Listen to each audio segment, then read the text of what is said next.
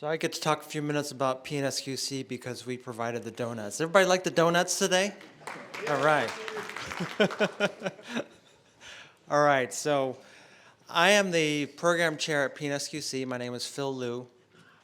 And the mission of PNSQC is to promote the sharing and development of knowledge about software QA. And that's why I'm here today, is to hopefully let you guys know a little bit about the conference and what we do every year up in Portland in October, and share some of the knowledge that we've gained over the years.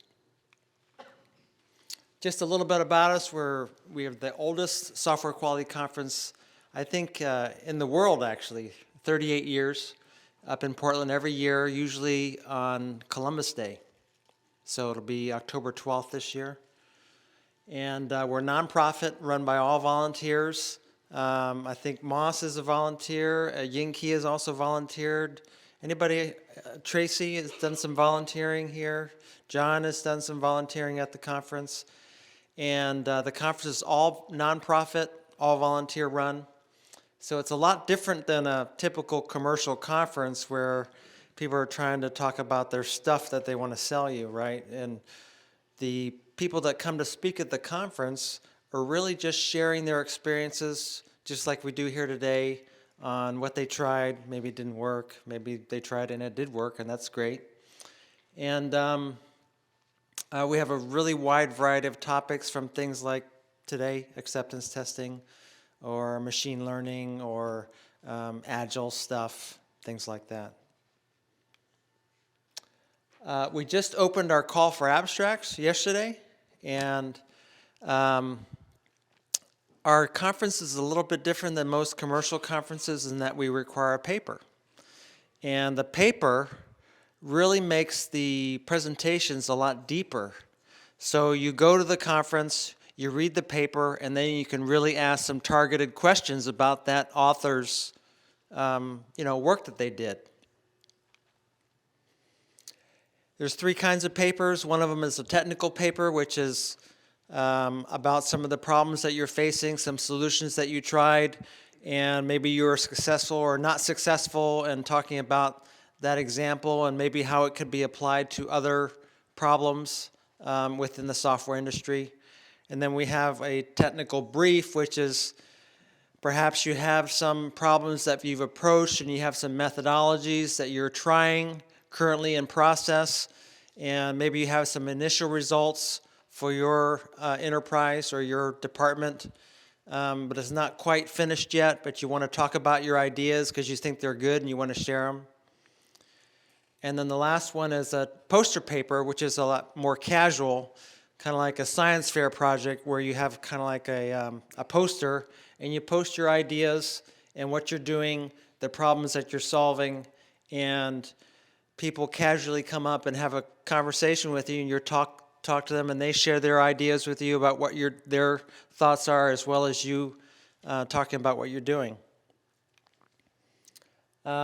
Just really simple, what problem you're trying to solve, why you want to, what it would do for the industry, and the benefits.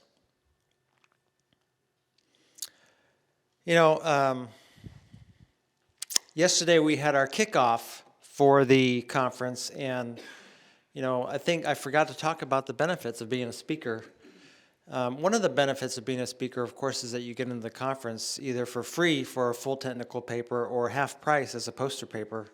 So it's great to sell to your boss, right? Oh, I get a discount, and also I'm an author, I'm developing expertise in our industry, and I'm also developing myself for professional development, getting public speaking experience in a very casual and supported and professional environment. And as a paper author, you also get 2 reviewers assigned to you that are volunteers at the conference that also have professional background in the papers that you're writing, because we're actually going through the papers and saying, okay, who has this kind of expertise that can help this person? And then they help you to write the paper. They look at your drafts, they say, okay, work on this a little bit, or something like that, and help you write a great paper, and your paper lives on forever in our archives. so that your son or daughter can say, hey, you know, my dad was published in such and such in 2020. Okay, so let's get on to acceptance testing. It's kind of a big topic, isn't it? So I just want to, what we're going to do is later on, we're going to take a poll and we're going to pick out amongst all of ourselves, we're going to choose what are the specific topics we're going to cover. Because as Yinki was talking, I was thinking to myself, that's a lot of stuff, you know, right? It is. And so what are our priorities to cover today? So first you think about, okay, well, there's requirements. And, well, we have to get the requirements from the users.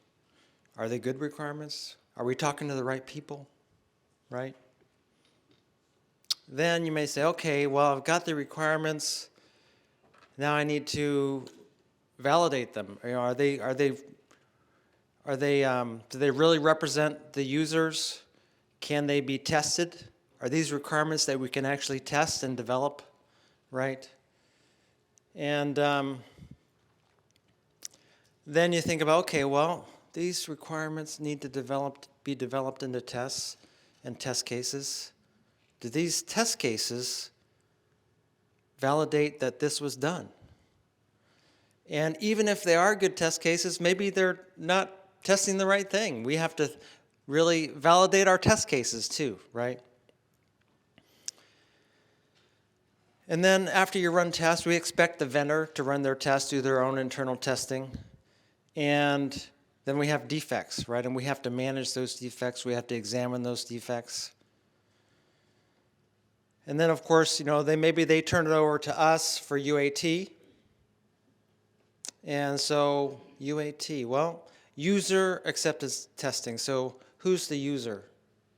Or who needs to be involved in the user acceptance testing? Do we have the knowledge in-house to accept the product?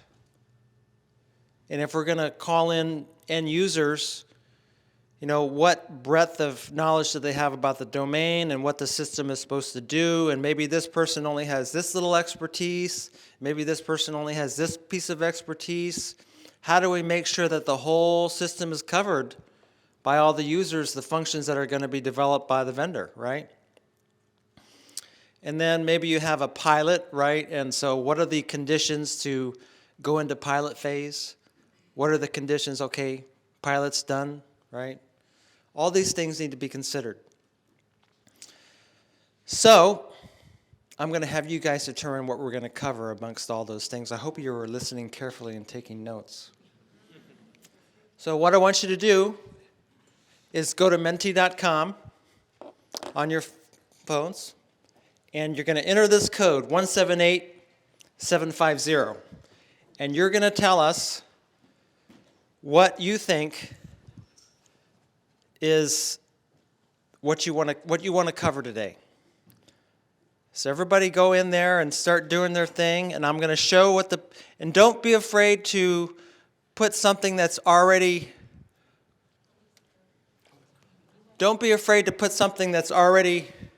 up there. Come on, we gotta get some people in here. This is going to show up as a word cloud. And you might want to put down there requirements verification, or you might want to put in there finding the right users for UAT, or something like that. And feel free to copy something up there. If it rhymes true for you and your department, that's fine. Because we actually do want to have duplicates, right? Because the words that are the biggest are the ones that are going to be covered, okay? So you guys, here we go. We got requirements, test case development. Good. So you guys focus for the next 5 minutes. You're allowed to have 5 entries each, and we're going to see what we're going to cover today, because we need to prioritize. Because this acceptance testing problem is a big thing. It's a huge problem. So I'll let you guys keep going, and hopefully you'll be able to finish this before the sugar from the donuts wears off.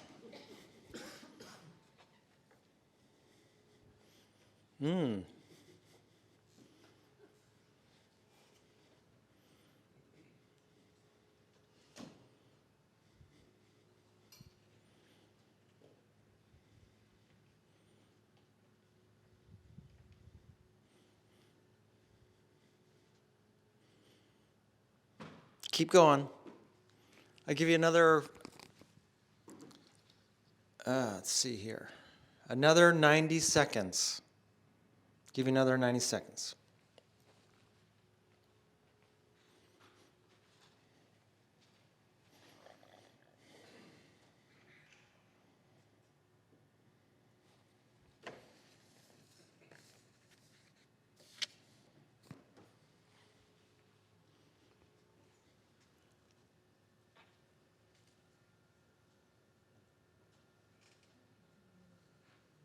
I wish this thing was a little brighter, huh?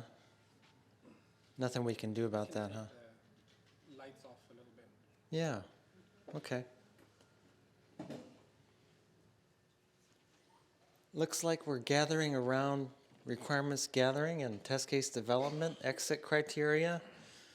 This is good stuff. So we're determining the content of the workshop today.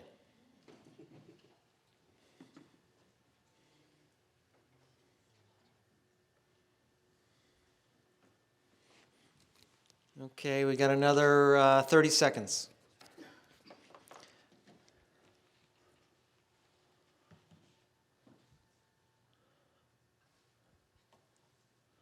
Okay, looks like we're done. We got 60 people that entered their choices. 61. Looks like we got about 10 folks that haven't put in their stuff. Who are those folks? Okay. What's that? Oh, okay. Okay. All right. Okay, so looks like requirements is a big one. So we can break requirements down into a couple different things, right?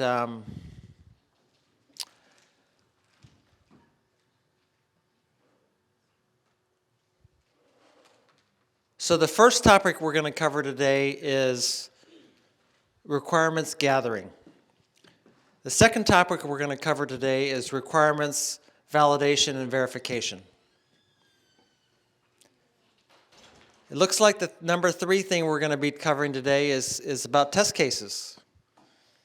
And the next one we'll be covering would be either exit criteria or end user engagement. Oh, maybe just three things. Oh, sorry. Well, we'll get to what we can get to, right? Maybe I can suggest to combine requirements related. Okay. Maybe we'll just have one big requirements one. Then we'll use that as the big kicker offer. Okay. All right. So we got 63 folks. 7 people didn't bring their phones. That's okay. Is there a way to share that with people later? Yeah, I think we can export this and share it with folks later on. I think this would be helpful. And let's see.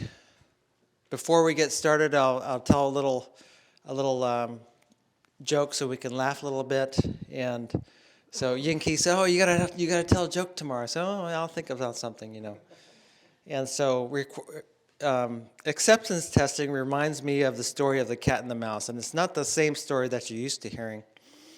There was a cat in my kitchen. Actually, he's in the dining room, and he's always watching the mouse because I'm a pretty dirty guy and I spill stuff on the floor, and the mouse is always trying to come out of the hole in the wall and run over to the floor in the kitchen and grab the stuff that I drop on the floor. And the cat is right there, and as soon as the mouse runs out, the cat's run over there and the mouse runs away, right? He gets away. And so they do this a couple times, and finally the cat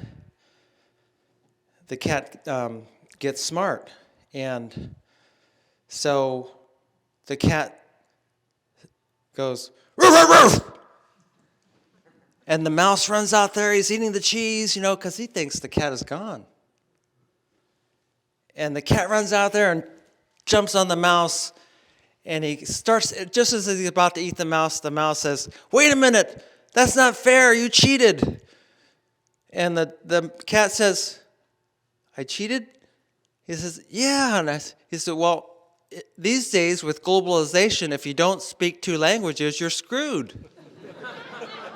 And he proceeded to eat the mouse. And so these days, with software being so important in our lives and in the industry, if you don't get acceptance testing right, you're screwed. And so that's why we're here today. And the first thing we're going to cover is going to be requirements, which is the first part of acceptance testing, right? And so what we're going to do is we're going to break up into groups, and I'd like you to discuss two things, in particular to requirements. One of them is the challenges that you face in requirements and potential solutions. And the second thing is activities to do and who needs to be involved. Okay, so I'm going to have you guys break up, use your tables as discussion groups for 10 minutes, and then we're going to have a spokesperson from a couple of the groups get up and talk about the things that, say the three top things that your group came up with. So you get 10 minutes to work together, and we'll be back.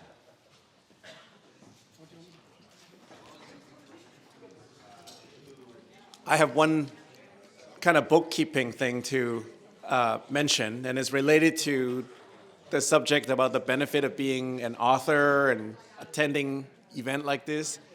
You can get PDUs for this event. For those of you that are PMP certified, 2.5 units. And if you need documentation, contact my colleague Jack. And if you folks go to the PNSQC later on in the year, of course, a lot more PDUs for that. And writing a paper also has PDUs. So for those of us that need to maintain our credential, that's actually pretty important. So go for it. Okay, 10 minutes, folks. It's 10:28 right now. We'll come back at 10:38. Let him write down the two questions and project it on the board so that. Yeah. Yeah.